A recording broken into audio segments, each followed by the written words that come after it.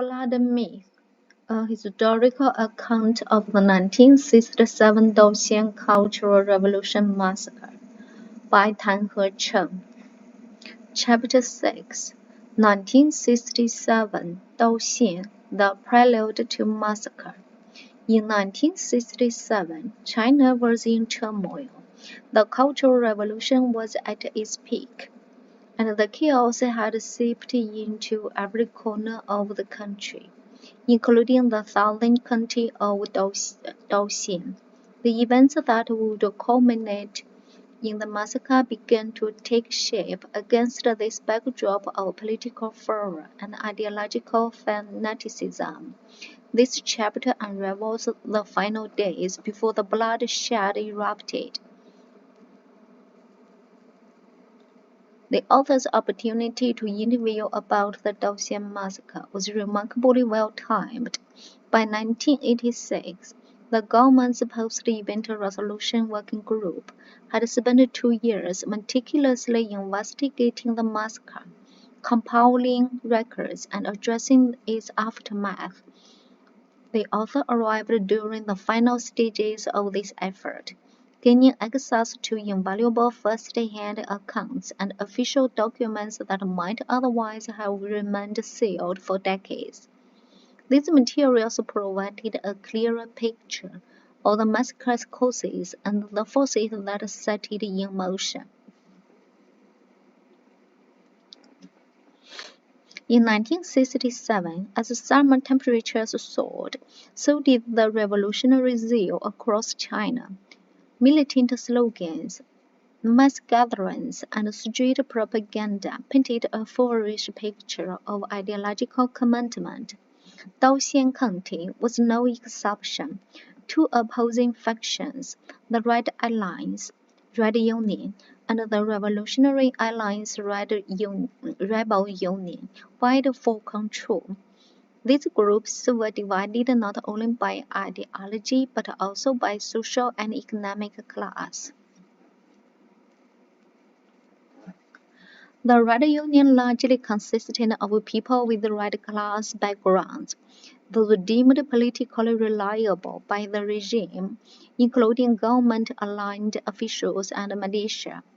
The Rebel Union, on the other hand, was made up of students, teachers, lower-level intellectuals, and individuals from marginalized backgrounds. Their dissatisfaction with societal inequality fueled their defiance against the Red Union, which they viewed as a symbol of entrenched power. Tensions escalated as propaganda and accusations flew between the factions. The Red Union referred to their rivals as rebel bandits, while the Rebel Union labeled the Red Union as old guard reactionaries. The situation in Daoxian mirrored the nationwide trend of intensifying factionalism, but here the stakes were about to become deadly.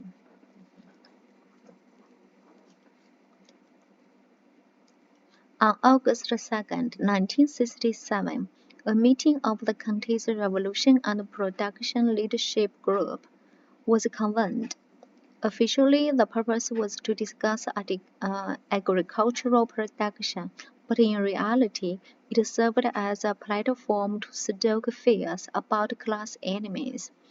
County officials, including the political resurgent Secretary Xiong Bin-en, emphasized the need for strict control over class enemies, especially those who were perceived as threatening the revolutionary cause. The meeting's records reveal the rhetoric used to justify the crackdown. Officials spoke of alleged conspiracies by class enemies to reclaim land and undermine the revolution. These vague accusations were enough to fan the flames of fear and hatred, creating a justification for preemptive action against the so-called threats. The situation reached a boiling point on August 8th. In what came to be known as the gun-robbing incident, members of the rebel union, feeling threatened by the Red Union's dominance, stormed the county's armory and seized over 150 firearms. While most of the guns were taken by rebel Union supporters from neighboring counties, some were kept in Daoxian for self-defense. This event shattered the fragile balance of power and sent shock waves through the region. The Red Union responded with alarm. County officials, military leaders, and local militia saw the gun seizure as a direct challenge to their authority. Meetings were held to strategize countermeasures, and the rhetoric turned increasingly militant. Under the guise of protecting public safety, plans were laid to arm rural militias and tighten control over perceived class enemies. By August 11th, Daoxian was a powder keg. A key meeting took place in Qingtang Commune, where local leaders, including militia commanders, discussed their next steps. It was decided that the rebel union's base at Daoxian Second Middle School would be targeted for destruction.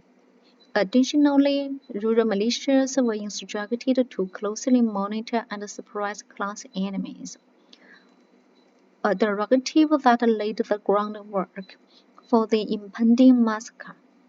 At the same time, county leaders held a telephone conference to mobilize local officials.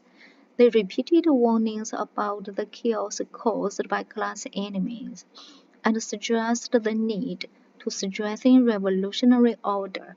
While no explicit orders to kill were given, the language left little doubt about the direction things were heading.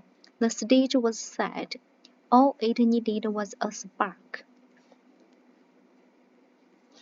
The chapter closes with a sense of inevitability that hung over Daoxian in those final days. The rhetoric of revolution had metastasized into a call for violence. The seizures of weapons, combined with the militant posture of the Red Union, created an atmosphere where killing seemed not only acceptable, but necessary to protect the revolution. The massacre, though not yet begun, loomed ominously on the horizon.